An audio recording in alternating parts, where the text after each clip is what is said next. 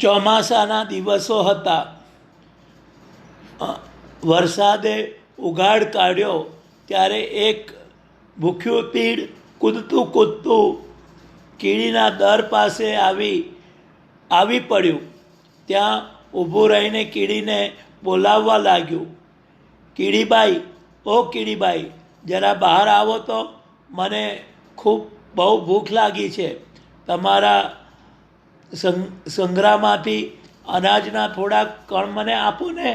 દરમાંથી એક કીડી આ સાંભળીને બહાર ડોકું કરીને તીડને કહેવા લાગી કે તીડભાઈ, ઉનાળામાં તમે ત્યારે શું કર્યું?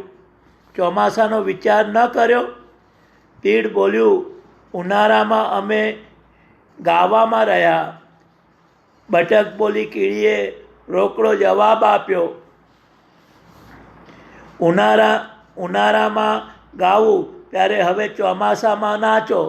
પછી પોતાના દરનું બારણું ધડ દઈને બંધ કરી દેતા ઉમેર્યું, હવે મોતનો નાચ નાચો, એમાં અમે શું કરીએ?